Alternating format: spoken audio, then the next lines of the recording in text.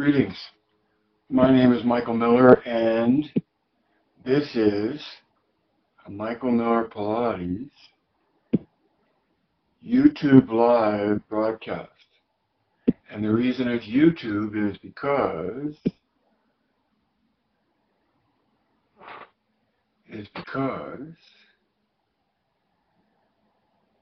my attempt to do it at Facebook that is so easy and forthright, my camera died and didn't know how to fix the issue. So rather than getting bogged down in a technical issue, I came here more direct.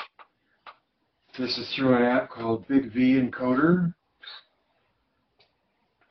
which gives you a direct pipeline to your YouTube account and feeds live. So I protect that password, protect that address and password. And on that note, just today, I think, or last night, I saw a new product on the market that is a necklace in which it's a live broadcast. So you just broadcast your life live from your necklace or pendant if you're a guy or whatever. But the whole notion of broadcasting live, I think whether you like it or not, and whether you would ever do it or not, because the capacity is there, the capability is there, you'll see more of it. And so I had all my titles typed out in the soon-to-be live Facebook thing, and then when the video died, all the typed-in text died, and here I am in YouTube live, where I don't have to type, or I cannot type in text beforehand, unless I go to a laptop and set it all up and la-da-da. But the most immediate direct route to live right now is through this app to YouTube Live. Alright, so my number one title to talk about today,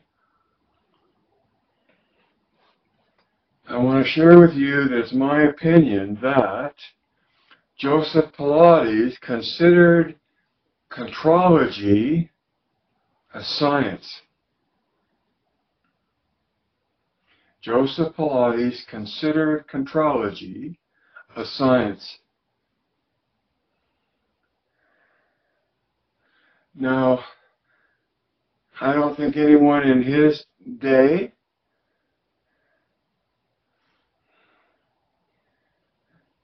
took him seriously along those lines, and I hear every, oh, la, la, la, la, but back then you didn't see science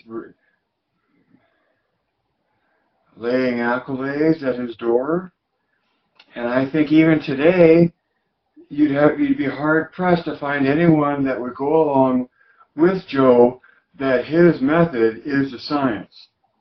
Now,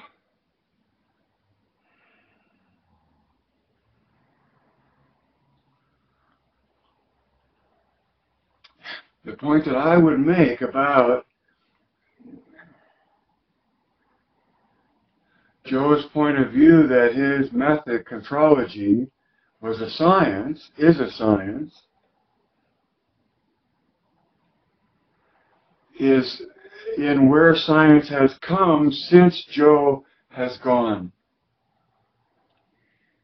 Most notably and specifically to this conversation, where quantum physics has revealed the existence of, the presence of the observer.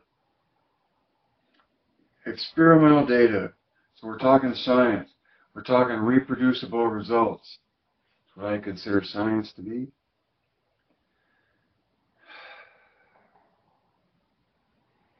And so, to the extent, in my opinion, and this is my coloring of the fact of the physics, if that's possible, is that my interpretation of complete coordination of body, mind, and spirit casts spirit as the observer, whatever that is, wherever that comes from. Inside the base, the more primitive parts of the brain, as a field out in space, or in space, or just the capacity to be concentrated, connected to your senses, listening to what you're getting in on a very primordial level,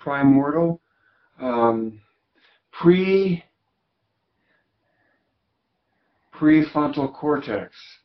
So all of this mind, to me the mind in Pilates is prefrontal cortex. The conceptualization of a simulation that you're in and the participation in that.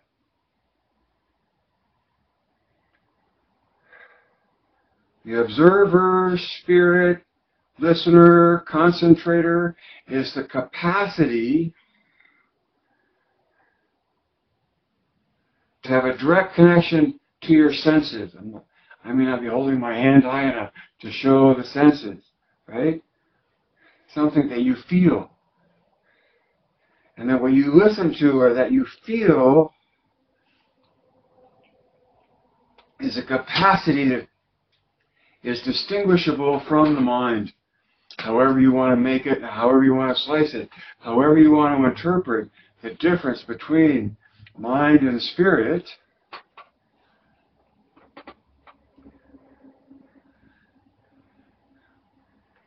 for me, and through the view of Michael Miller Pilates as a brand, spirit is the observer of quantum physics.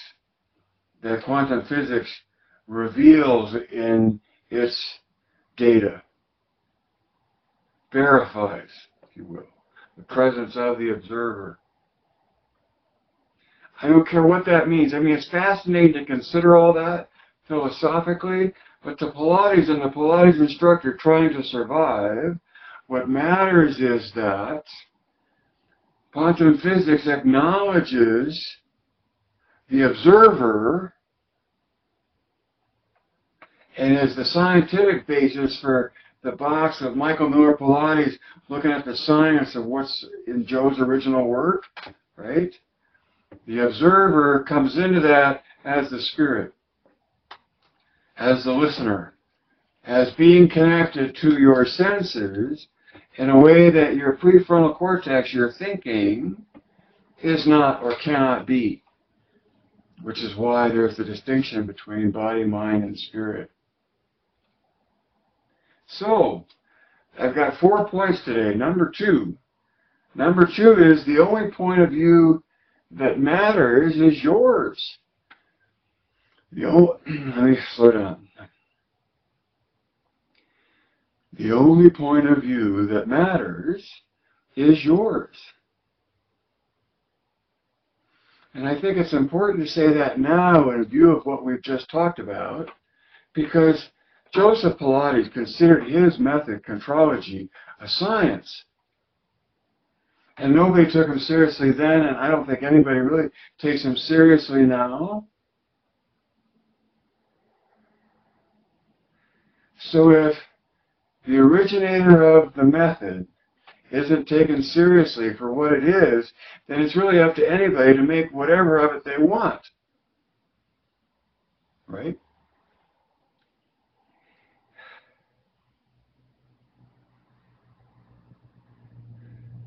And so for many reasons, the only point of view that matters is yours. And how you come up with that is up to you.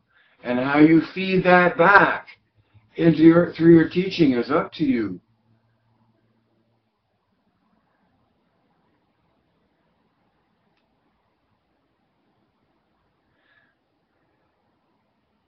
I like to use science and the real world, that science is devoted to reflecting, in my point of view. And so a very practical example of that is my poster. Now, I'm going back and forth from this orientation to this orientation with my phone because this orientation, landscape view, is what works for YouTube Live, and this orientation is what works for Facebook Live. And in doing that, when I adjust my camera, I usually adjust to the outside edge of the poster in the belief that it's level. But the more I came to doubt if that's truly straight or not, based on where my camera is and how it looks to me on camera,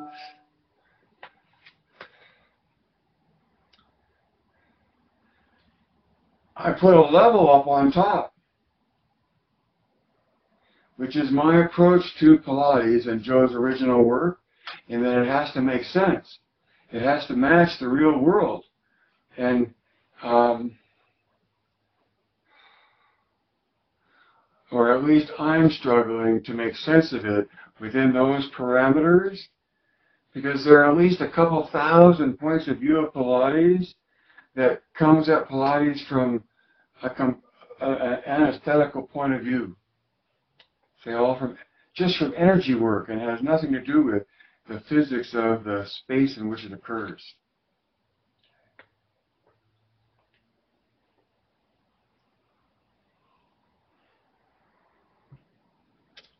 The only point of view that matters is yours. And so it's like, trust your senses.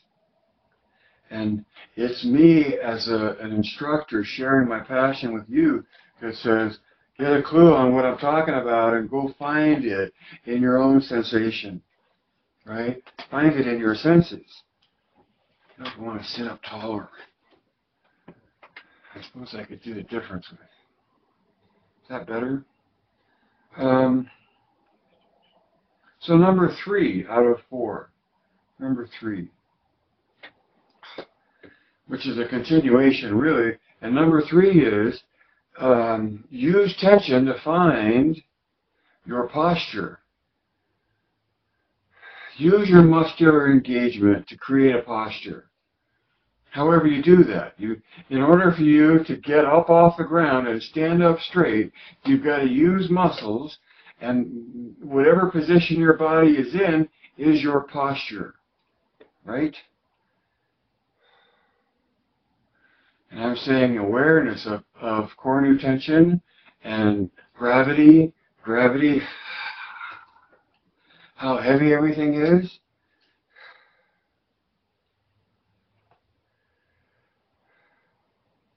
It's up to you to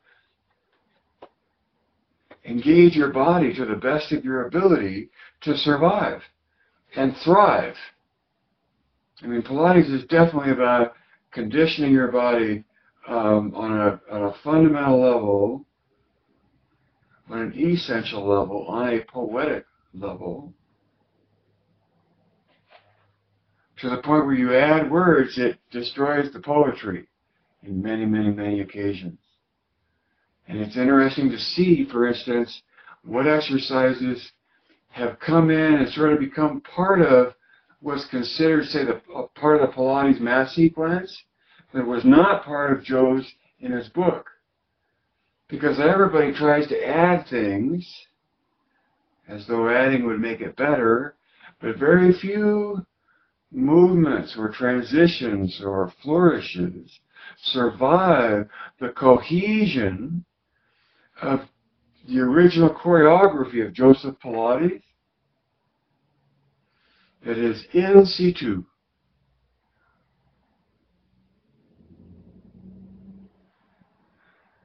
And of course, if you're aware of core new and how to make core new tension between two axes, do it between two, and you end up doing it between all of them, and you understand that you're after distributing the load of the weight of your body as evenly as possible, to be as light as you can as you move through space, to survive or thrive.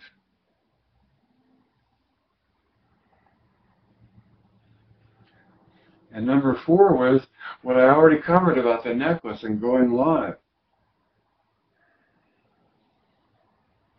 That's the thrust of my broadcast. So, I encourage you to consider Joe's simulation, his view of his own method, and the fact that he considered it a science, I think, was important. And the fact that that was overlooked or ignored then, and it continues to be overlooked and ignored now, in my opinion, because the community doesn't even want to look at the physics in which the choreography occurs.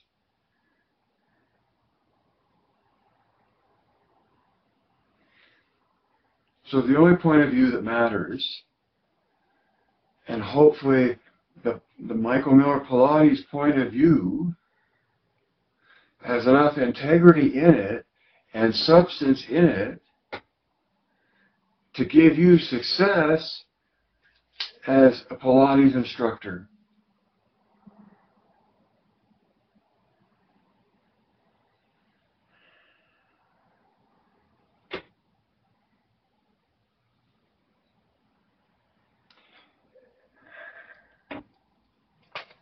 You don't ever need to be in pursuit of Pilates, the choreography or the conditioning or the movement, to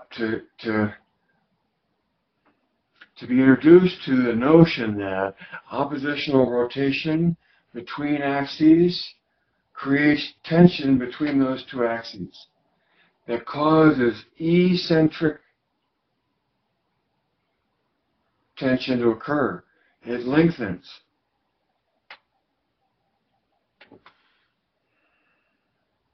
Which is a very subtle use of the energy in your body to create tension.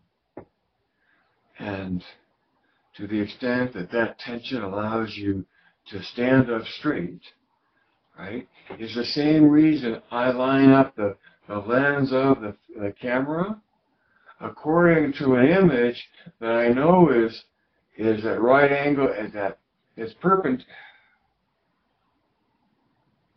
The level measures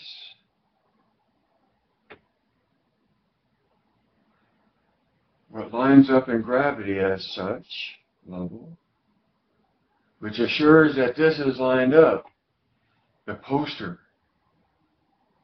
And the poster is an image that points to being able to engage your body, not just shoulders to ears, but at all the endpoints of the body. Metatarsals and ankles and knees and hips and shoulders and ears. The rotational dynamic that you engage in with your body, with your biology,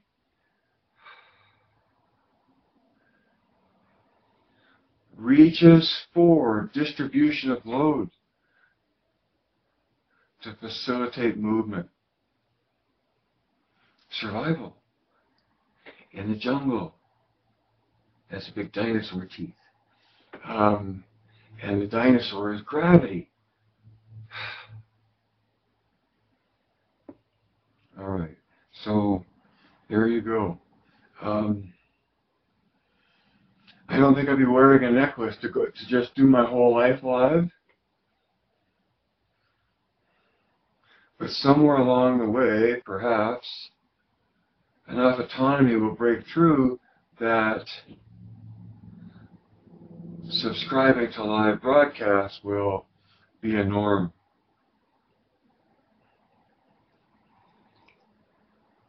In any event, here I am, reaching to you through the Google Ether. And if you're a subscriber, you've been notified that I've delivered this.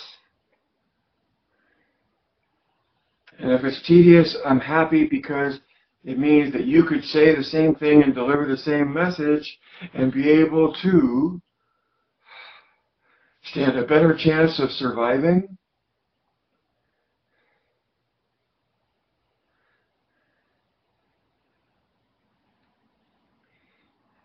Because live can't live forever.